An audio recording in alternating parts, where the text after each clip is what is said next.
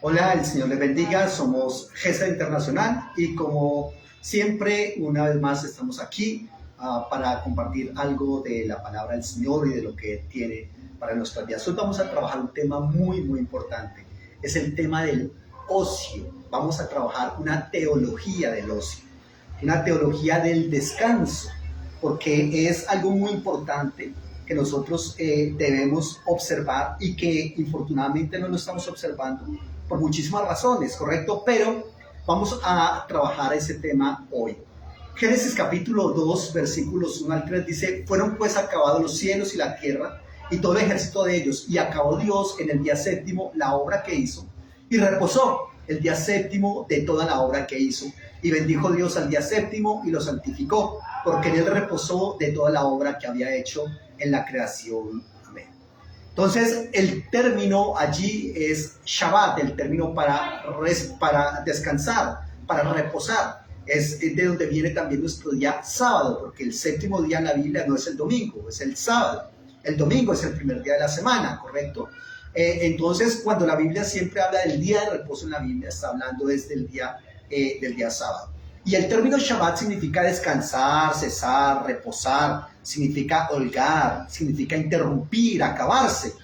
Y básicamente este mandamiento de guardar el sábado, que es uno de los 10 mandamientos precisamente, prescribe el descanso para absolutamente todos, para los siervos, para los libres, para los animales. Los negocios se detienen, se hacen unas ofrendas, se realizan muchas fiestas y se puede consultar al hombre de Dios, entre otras cosas que vamos a ir viendo por el camino. Pero lo importante de esto es ver cómo el día de reposo se puede abordar desde varias perspectivas. Nosotros podemos abordar desde la perspectiva litúrgica, correcto, desde la perspectiva de un mandamiento que hay que guardar, pero también el día de reposo se puede observar desde una perspectiva de el no trabajo, del de no a la producción económica, correcto, del de, a ver, hay otras cosas que usted como individuo puede y debe hacer, correcto, antes que este día de reposo o antes de esta larga semana de trabajo, ¿ya? Y básicamente es como la remisión de todas las obligaciones legales y financieras el día de reposo cada 50 años, lo que llamamos el año del jubileo. Era también el descanso de la tierra, la de redistribución de la propiedad. Obviamente el día del año del jubileo era también un año de reposo para la tierra y todo ese asunto. Era un año en que se trabajaba la liberación de los esclavos, la redistribución de la propiedad, el que si una persona o una familia había perdido su tierra, volvía a recuperarla por ese día de reposo. La palabra ocio se opone a otra que es la categoría de negocio. Ojo, negocio. Negocio es negar el ocio. Es lo contrario al ocio. El ocio es el descanso, el relajarse, el disfrutar de la vida. No pensar o creer que nosotros estamos dispuestos o diseñados para el trabajo, para producir y para de contar. No. El negocio es una actividad que está destinada al lucro personal por medio del intercambio, por la venta, por la compra de productos, de bienes o de servicios, ¿correcto? Mientras que el ocio es aquello que hace el ser humano o que incluso no hace, porque el ocio es hacer lo que usted quiera o no hacer nada, ¿ya? Y que tiene como fin el disfrute, el gozar, el placer, la recreación, el uso del tiempo libre en lo que usted quiera usarlo. Entonces el término ocio etimológicamente proviene del latín otium, el término griego, recordemos, el término hebreo, recordemos que les dije que era el Shabbat, el término latín es otium y que significa reposo, ¿ya? Ocio es el tiempo libre, es el tiempo fuera de las obligaciones y de las ocupaciones habituales. Y la verdad es que al mirar nosotros la historia del cristianismo, se constata que infortunadamente el concepto de ocio ha sido visto peyorativamente, ha sido visto como un peligro. De hecho, tenemos incluso varios adagios populares, ¿correcto? Una mente desocupada es el taller de Satanás, usted ha escuchado, ¿cierto? Entonces, el ser humano, básicamente, lo que se pretende con el ocio es que se dispone para librarse de una vida agitada y excesivamente productiva, porque nosotros estamos inmersos en una sociedad donde lo que importa es la productividad, donde usted vale por cuánto produce y por cuánto consume. En esta sociedad en la que nosotros estamos inmersos, básicamente es una sociedad que se te mide por lo que tienes, que se te mide por el trabajo que tienes, por la agenda tan apretada que tengas y entre otras esas características. ¿Cómo es esa sociedad en la cual nosotros estamos inmersos, que es la sociedad posmoderna? Nuestra civilización en este momento atraviesa por una crisis bastante profunda en que son puestos en tela de juicio nuestros fundamentos, nuestras creencias, ¿correcto?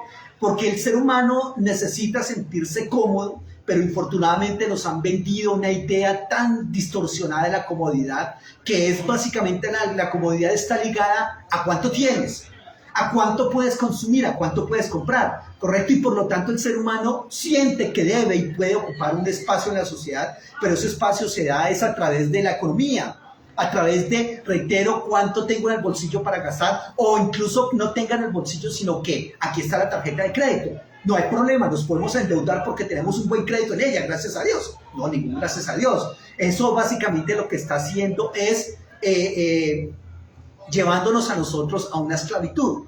Entonces, ese bienestar es dado para el ser humano posmoderno en lo que posee, ¿correcto? Y por lo tanto, obviamente, el ser humano siempre necesitará mejorar y deseará mejorar su posición económica.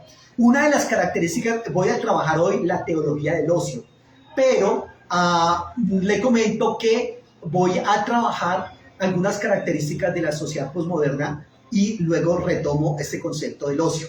Una de las características de la sociedad posmoderna es el auge de la moda, ¿correcto? Ahorita estamos en una moda en todo, en ropa, en elementos, en electrodomésticos, en carros, en tecnología, en muebles.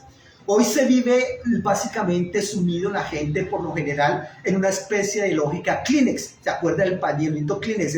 Úselo, límpiese donde se quiera limpiar y deséchelo, ¿correcto? Se trata entonces de poder usar y poder desechar. Entonces, lo utilizado por lo general conviene sustituirlo apresuradamente, rápidamente por lo novedoso.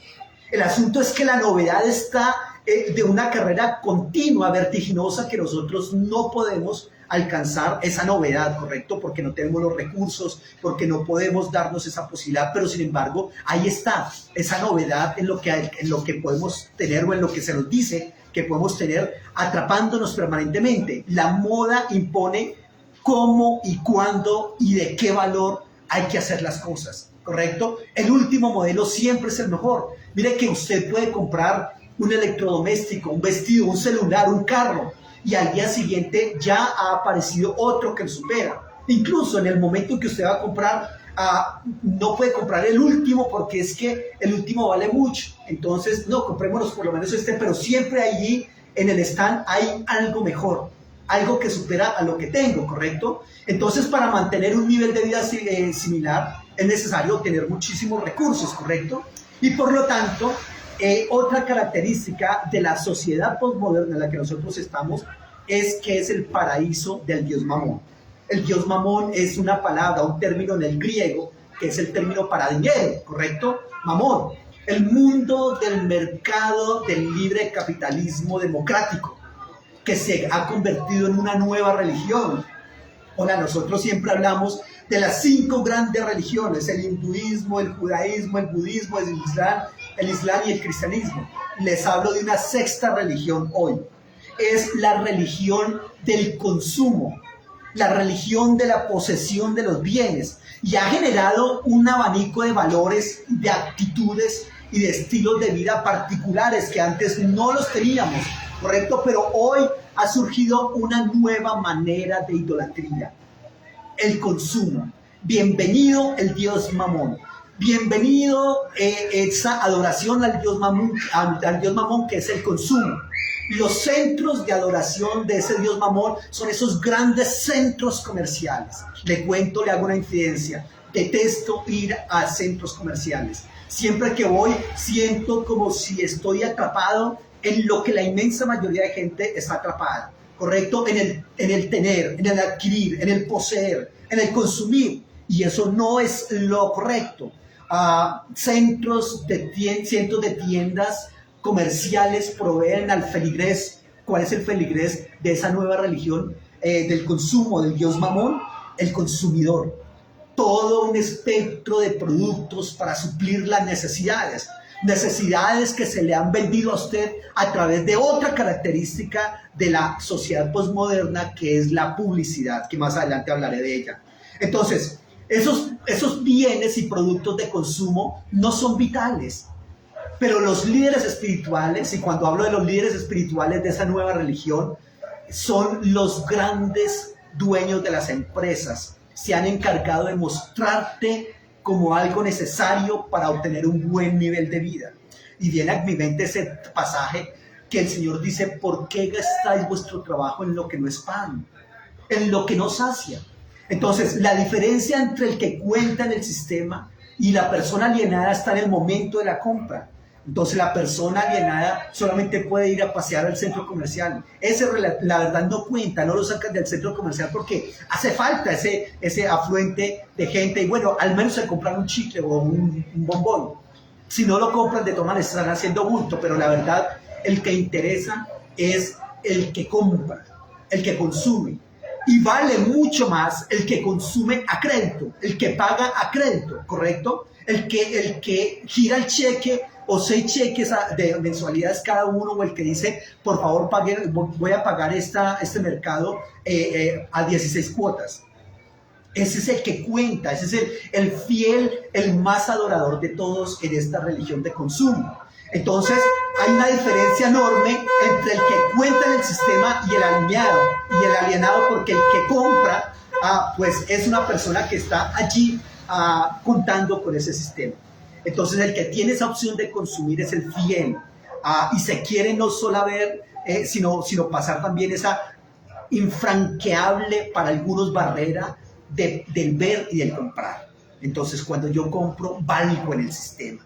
Porque en este sistema neocapitalista vale la persona que se deja explotar, la persona que compra, que consume, que se dejó convencer de que una marca más, de un modelo más nuevo, de lo más reciente. Entonces, entre esos distintos rasgos que caracterizan nuestras sociedades, se destaca uno, el que la común opinión se fija en la preferencia, es decir, la importancia adquirida por el consumo. Preferimos el consumo. Ojo, estoy hablando del Shabbat, de la teología del ocio, pero le estoy diciendo que esa teología del ocio está totalmente olvidada porque estamos en una sociedad, correcto, que tiene unas características que son, en primer lugar, la moda, en segundo lugar, el consumo, correcto. Estamos viviendo en una sociedad de consumo. En tercer lugar, otra característica de esta sociedad es la capacidad de producción industrializada que tenemos. Y básicamente, entonces allí hay que tener en cuenta, obviamente, que todas las sociedades son sociedades de consumo, hasta las más productivas, ¿correcto? El asunto es que las sociedades evolucionadas se caracterizan porque tienen una capacidad de guardar un ahorro, ¿correcto?, del consumo inmediato para dedicarlo a nuevas inversiones, ahorrando con vistas al porvenir, pero no las sociedades tercermundistas o en vías de desarrollo. No tienen posibilidad de adquirir o de guardar ahorrando dinero, sino que al contrario, están tremendamente endeudadas, ¿ya? Entonces, fíjate que ese consumo hace que haya una capacidad indefinida de producción, y la capacidad indefinida de producción hace necesario el consumo. O sea que es como un aspecto digamos como recíproco, ¿no? Consumo porque hay producción porque hay consumo, y eso pues hace un daño tremendo. Entonces la capacidad de crear nuevas riquezas es lo que caracteriza a las sociedades modernas, y esas nuevas riquezas, ¿cómo se van acumulando? Pues por el consumo que se va teniendo, ¿ya? Entonces el auge del consumo no es más que una consecuencia del aumento de la producción, que a su vez hace posible el progreso técnico, la industrialización, ¿correcto? ¿Y cómo vamos nosotros allí? ¿Qué papel jugamos allí? Jugamos el papel de que somos una pieza del engranaje en el momento de la producción y somos una pieza del engranaje en el momento del consumo. Ya, ellos existen porque nosotros les compramos, ¿correcto? Y como nosotros les compramos, ellos tienen que seguir produciendo y produciendo. Así es de que el consumo es un símbolo. ¿Cuánto puedes consumir? ¿Qué consumes? ¿Con qué regularidad consumes? ¿Con qué medio de pago? ¿Es a contado o es a crédito? Es lo que en la actualidad coloca el valor a las personas y es bastante lamentable. Mire que en la actualidad cómo se nos mide a nosotros por la ropa que tenemos puesta. No es suficiente comprar un jeans, hay que comprar un jeans de X marca, unas zapatillas. Tengo que comprar unas zapatillas pero de X marca, igual una chaqueta, un reloj, un perfume, un jabón para el baño, etcétera. Todo es por la marca. Perdón, yo sí soy enemigo de utilizar marcas, jamás compro nada por la marca. Usted compra algo y usted está comprando una marca, ¿correcto? Y por esa marca le colocan lo que sea. Vaya que usted va a comprar, por ejemplo, un computador Mac, un Apple, a ver cuánto le vale eso. Puede ser una configuración muy básica, pero la marquita allí de la manzana mordida, pues eso vale un poco de plata, ¿correcto? Y así con los carros, así con la ropa, etcétera, etcétera, perdón. ¿Cuánto me paga a mí Adidas por colocar una camiseta que diga Adidas? Yo le hago entonces publicidad gratuitamente, cuando ni siquiera saben cómo me llamo, ni siquiera que existo o no. Entonces, ojo con ese consumo como símbolo, ¿correcto? Ahora, eso está también amarrado a otro aspecto, que es la exigencia de la rentabilidad. Porque esa exigencia de la rentabilidad, que es otra característica de la sociedad postmoderna, es el rasgo esencial de un orden social en el que la mayoría de las actividades están orientadas con la exigencia de una rentabilidad. Es decir, nadie coloca una empresa, un negocio para perder. Todos vamos con la mira, la identidad, la ilusión de ganar, ¿correcto? Y ganar sea como sea.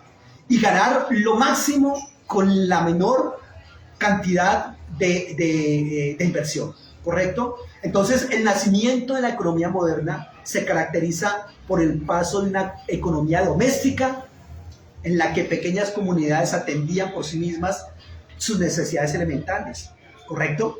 Y ese cambio de comunidades autónomas, autosuficientes, pasa a una economía de relaciones, de intercambios regulados, ¿correcto?, mediante el dinero. Entonces deja de existir ese trueque con el que trabajaban nuestros indígenas y nuestros campesinos, y aparece ese dinero y es bastante lamentable. Entonces se pasa de un tejido de relaciones personales, ¿correcto?, a la instauración de una administración impersonal que implica a todas las personas con unas reglas uniformes en las cuales la persona como tal no cuenta. Lo que cuenta es cuánto me puede dar esa persona de ganancias a mí, ¿correcto?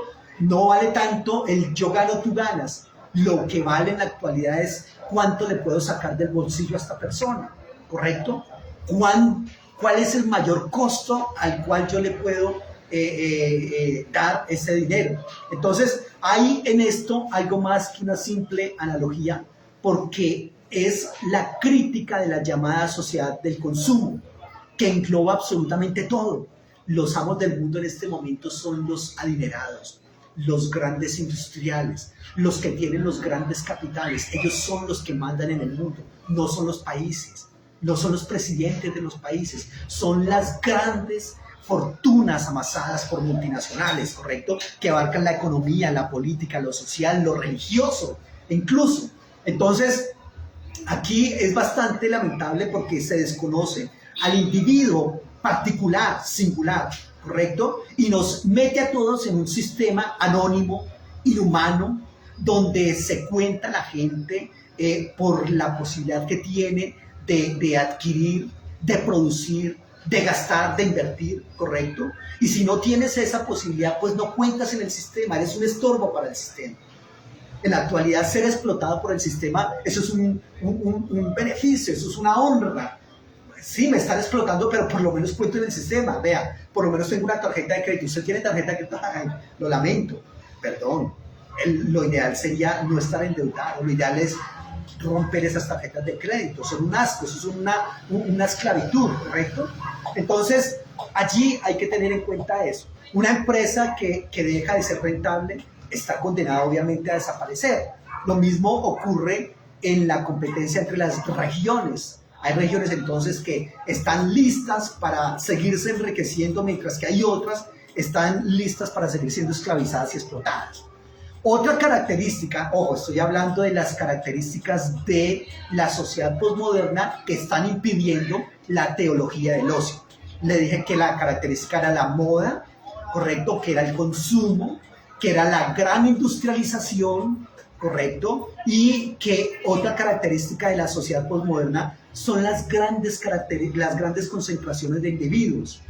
Entonces, fíjense que la evolución del hábitat agrava todavía esta situación, porque hay una concentración de grandes cantidades de individuos en un punto reducido de espacio. Usted se ha dado cuenta cómo se están vendiendo las casas para comprarlas y hacer en una sola casa no sé cuántos apartamentos de ahí para arriba, ¿ya? Entonces, esos son los famosos grandes conjuntos de habitaciones, ¿correcto? Es la sustitución de la casa aislada de 1 o de 2 pisos por inmuebles de 10, 12, 15 pisos, 20 o 50, ¿correcto? Y eso está dando origen a una mutación psicológica, a una manera de pensar diferente. La ruptura de las pequeñas comunidades que había anteriormente, que eran tradicionales, que daban la sensación de aislamiento, ¿correcto? Pero curiosamente ese aislamiento se da mucho más en esas grandes urbes. En la actualidad los sociólogos hablan de la multitud solitaria.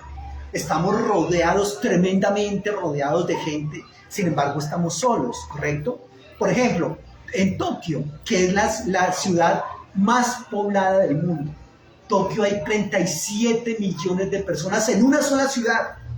Nueva Delhi en la India, 27 millones de individuos. Manila en Filipinas, 25 millones de personas. Shanghái en la China, 24 millones de personas en una sola ciudad. Seúl, la capital de Corea, 24 millones de personas. Nueva York, 21 millones de personas. Sao Paulo y Ciudad de México son las ciudades más pobladas de Latinoamérica, con 21 millones de personas cada una. La ciudad más poblada de Colombia es Bogotá, con casi 10 millones de personas. Pero aunque hay una cantidad tan grande de personas en un espacio tan reducido, estamos totalmente solos. La multitud aislada, la multitud sola. Entonces, durante siglos nuestras sociedades estuvieron marcadas por el carácter profundo de sus orígenes rurales, por las tradiciones de la civilización, ¿correcto? Y todos esos elementos concurrían a mantener un ideal de estabilidad, de permanencia. Los cambios rápidos no se daban, los cambios excesivamente profundos eran muy lentos, ¿correcto? La sabiduría en esas comunidades se ponía por encima del tener, ¿correcto? El ser por encima del tener. La moral enseñaba a no depender de las cosas, a contentarse con poco, pero eso era ya. En la actualidad no es así, porque básicamente anteriormente eran los agricultores, ¿correcto? Y en nada tenía que recurrir a los demás, pero en la actualidad hay que recurrir a todos los demás porque nosotros simplemente tenemos algo y nos basamos en algo muy pequeño, ¿correcto? No, anteriormente no se tenía que pedir prestado, no se acudía al recurso del crédito. En la actualidad, la inmensa mayoría de personas estamos endeudadas. ¿Por qué? Porque llegó la industrialización, porque el crédito ha adquirido una importancia creciente como estímulo de la economía y ello ha traído básicamente una revolución también de mentalidades, de creencias, de nuevas necesidades, de nuevas deseos, de nuevos objetivos por los cuales perseguir, ¿correcto? Y eso ha hecho que el ser humano sea cada vez como un ratón corriendo detrás de un queso, ¿correcto? Un queso que le amarraron aquí a la espalda con un palo un poco largo pero no tan largo que él de tal manera tenga la esperanza de que puede lograrlo alguna vez, y él sigue corriendo, y en la medida que él corriendo, el queso también corre, ¿correcto? Y así se la pasa permanentemente. Usualmente nosotros en la actualidad estamos cavando un hueco porque nos pagan para cavar ese hueco, y cuando nos pagan lo que hacemos es comprar alimento con lo que nos queda después de pagar las deudas, para comprar alimento, para alimentarnos, para seguir cavando ese hueco, y así sucesivamente. Eso es el círculo vicioso en el cual nosotros estamos metidos en este momento, ¿ya? Entonces, infortunadamente, eso se da así.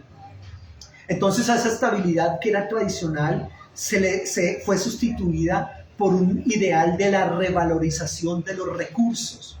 En la actualidad, los sujetos se convierten en objetos y los objetos se convierten en sujetos, ¿correcto? Y ahí estamos usted y yo. Ya, infortunadamente, ojalá que estemos pero luchando contra esa realidad. Perdón, redignificando al sujeto, ¿correcto? No mirándolo y diciendo cuánto vale tu outfit.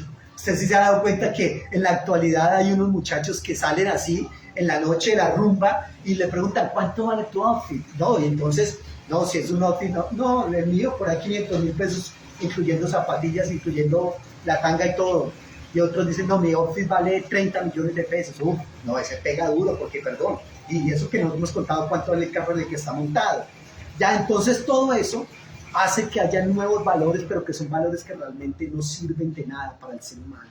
Ese sistema de valores se ha ordenado a la eficacia de la producción, a la producción y al consumo. Ya, entonces es bastante infortunado esta parte allí. Entonces, obviamente, para ellos no hay más remedio que estimular el consumo, y por lo tanto, aquí viene la otra característica de la sociedad posmoderna, la publicidad. Se practica la publicidad con una agresividad excepcional en la actualidad. Es indudable que la publicidad resulta, obviamente, necesaria para el buen funcionamiento de la economía moderna. Con la publicidad te venden lo que quieran. La publicidad es la encargada de decirte qué necesitas para vivir en la actualidad. ¿Cuánto debes invertir en lo que supuestamente necesitas? ¿Es correcto eso? No, eso no es adecuado. Hasta las economías que se dicen liberadas de las presiones del neocapitalismo liberal se ven obligadas a servirse de la publicidad para asegurar la circulación de los productos, para establecer una comunicación entre la oferta y la demanda, entre la producción y el consumo. La publicidad pone de manifiesto determinadas características de nuestra sociedad, ¿correcto? La publicidad es la incitación más grande a consumir más. La publicidad, obviamente, desde algunos sectores un poco más conscientes, es criticada desde un punto de vista en el cual se le acusa de orientar las personas, los gastos, los esfuerzos de los individuos hacia artículos que son superfluos, hacia lo que realmente no nos interesa, hacia lo que no es vital. Y vuelvo a repetir aquel texto bíblico que dice: ¿por qué gastáis vuestro trabajo en lo que no es pan, en lo que no sacia? ¿Correcto? Allí nosotros no podemos seguir a galope completo, permanentemente luchando por cosas que, perdón, ¿cómo juega eso con tu vida?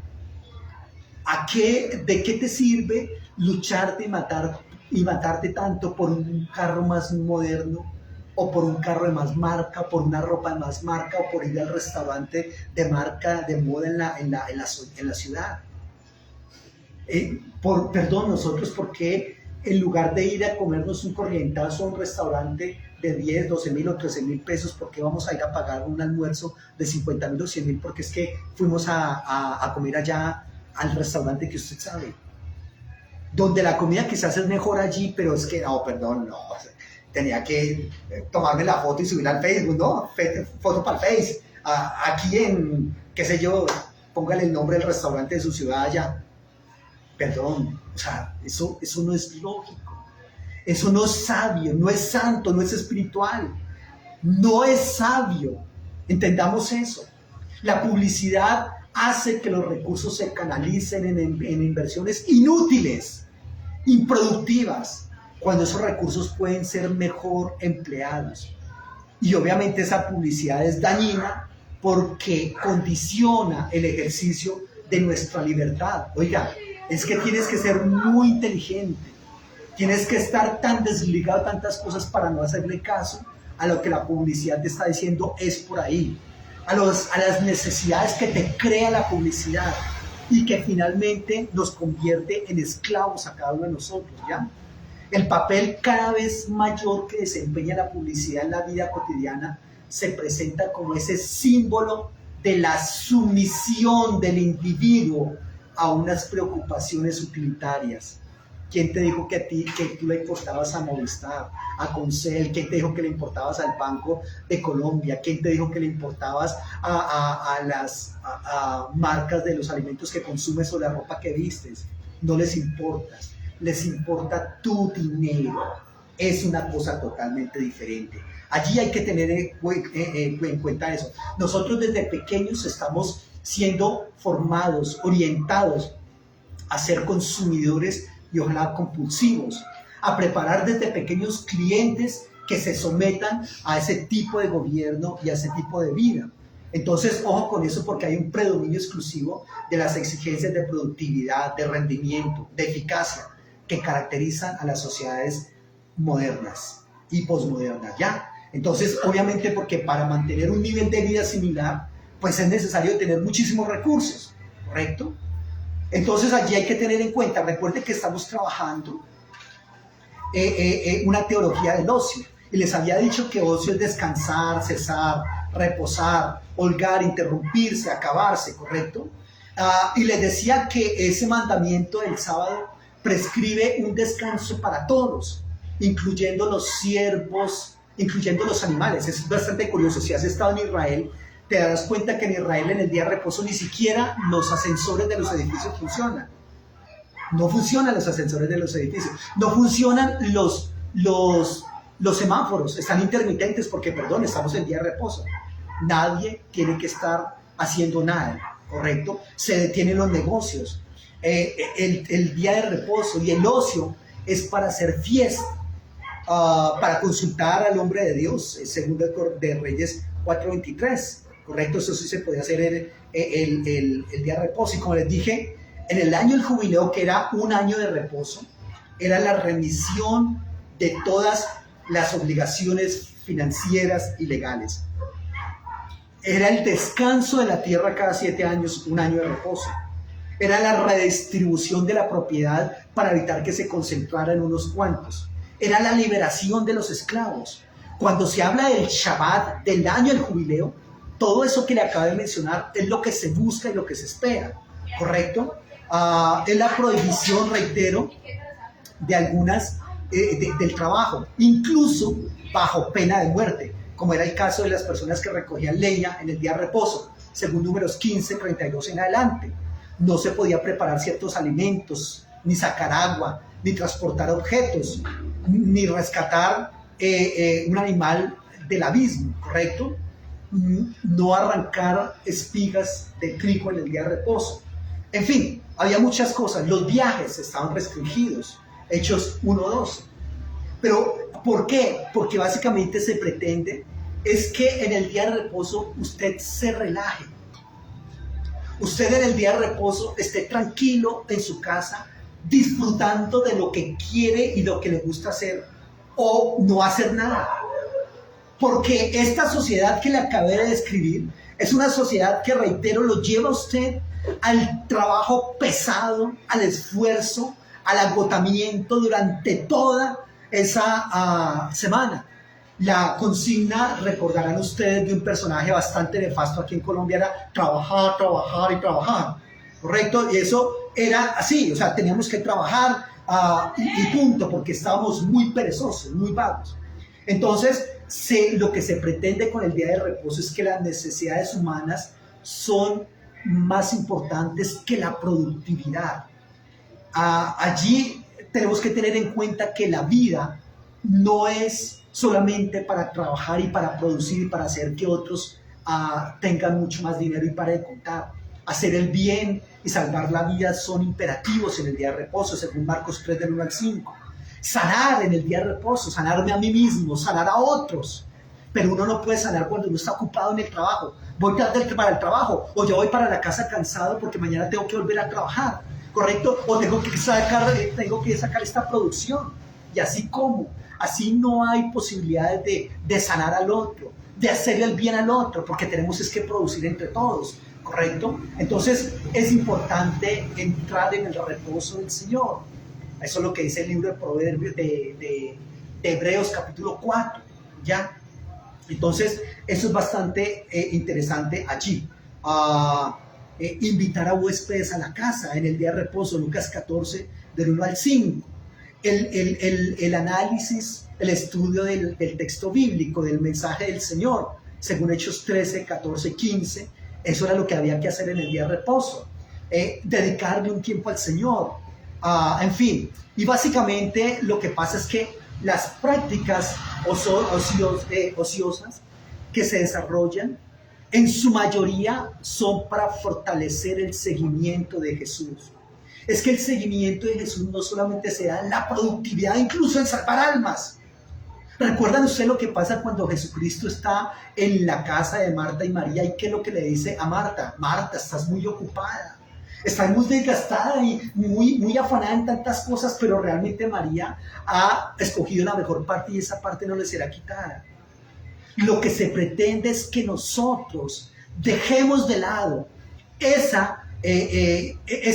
correr, ¿correcto? Por la productividad, por el trabajo, por pertenecer a una sociedad importantemente productiva. ¿Correcto? No. Básicamente lo que se pretende es el descanso, la opción por el bien, la justicia. En la sociedad actual hay una hiperactividad, una excesiva disposición para hacer el bien, para hacer la competencia, para ser productivos, para trabajar cada día más y más y más. Que si la productividad del mes anterior fue X cantidad de artículos, este mes tenemos que subir. El modelo del sistema de producción capitalista imprimió en la vida un interés exacerbado por el trabajo. Y corremos el riesgo de sumir a muchas personas en un activismo que termina esclavizando. Por otro lado, puede existir una comprensión en donde el tiempo libre se mira con sospecha por la posibilidad para el pecado. Recuerde lo que decían los abuelos: una mente desocupada es taller de Satanás. Perdón, yo hoy les motivo para que tengamos un tiempo desocupado, una mente desocupada, para que no nos dejemos esclavizar del activismo, del producto, ¿correcto? De lo que esta sociedad nos muestra, de lo que debemos alcanzar, pero porque ella solamente se basa en la demanda, la producción, el consumo. No es correcto. Entonces, allí no podemos mantenernos ocupados para no desviarnos del camino, ¿no? Aprenda a controlarse y aprenda a estar desocupado. Aprenda a disfrutar del ocio sin desviarse del camino. Antes de que el ocio lo lleve, lo encamine a lo que es correcto. El concepto de ocio ha tenido una connotación negativa, pero esa connotación puede ser resignificada. Nos preguntamos cuál es el sentido del descanso y el ocio en la vida del cristiano. Entonces, ahí tenemos que entender que si hay algo que hace parte fundamental de la tradición judio-cristiana, es que Dios es el creador. Y Él, en el texto que leímos, dice que después de crear todo, descansó. Si Dios siendo Dios descansa, perdón, ¿cómo nosotros no vamos a descansar? ¿Correcto? Y dice que bendijo el Shabbat, bendijo el descanso. Finalmente es Dios el que sostiene todo lo que existe. ¿Correcto? Sus brazos contienen toda la obra que se va recreando permanentemente para vivir plenamente nosotros los seres humanos. ¿Correcto? Y eso es lo que Dios ha dispuesto en su corazón, que el hombre se deleite, disfrute de todo lo que Dios ha creado para él, no que se esclavice. Dios ve alegremente lo que Él hizo y propone un modelo de vida en cuya base esté la convivencia fraterna, el reconocimiento del otro como un ser digno, como un ser que vale, como un ser al cual puedo ir a visitar en el día de reposo, como un ser con el cual puedo compartir muchísimas cosas, ¿correcto? Y no solamente como alguien que produce y para de contar. El ser humano creado puede crear con sus propias manos. Lo importante es que lo que ese ser humano crea, es decir, hace y recrea, porque también nosotros recreamos, esté al servicio de la paz, esté al servicio del bien común, esté al servicio de la libertad, esté al servicio del valor del otro, no por lo que tiene, sino por lo que es, ¿ya? Luego de crear, Dios descansó, ¿correcto? Entonces, toda esta teología del descanso es la que está detrás del precepto del sábado. Dios quiere mostrarnos que no todo puede ser trabajo, que no tenemos que estar mirando cuánto nos vamos a ganar, ¿correcto? Cuánto nos va a producir esto, que hay otra manera de vivir, la de no vivir esclavizado de los artículos, de las modas, de las prendas, de todo eso que usted nada de eso se va a llevar, hola.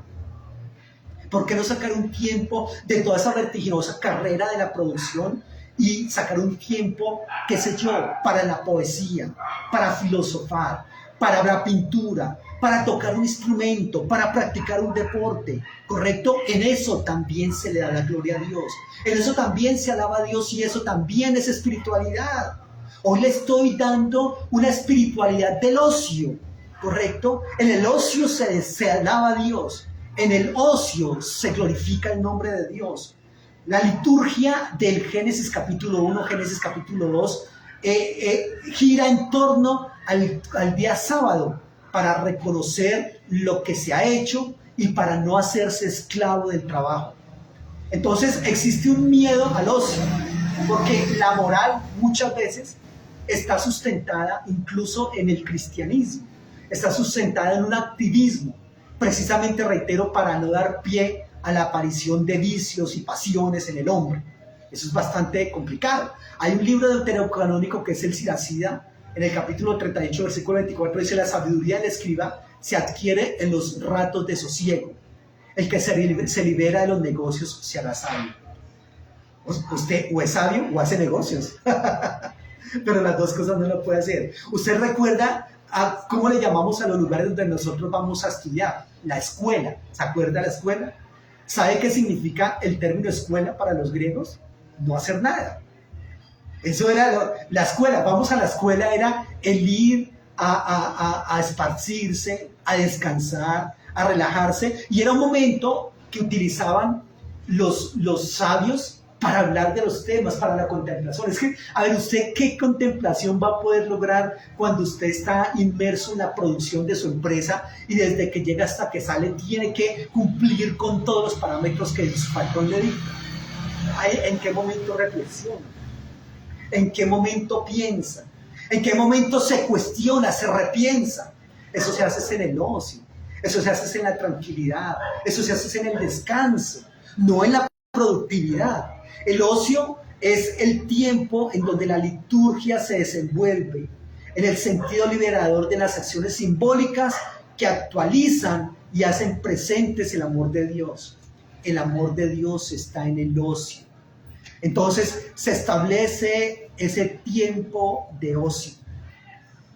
Es importante que nosotros entendamos que en ese momento de ocio es un momento de, reitero, de meditación. Y en la meditación nosotros podemos sanarnos, podemos ser liberados, podemos ser restaurados. Entonces, el ocio y el descanso son más que una oportunidad para la pereza.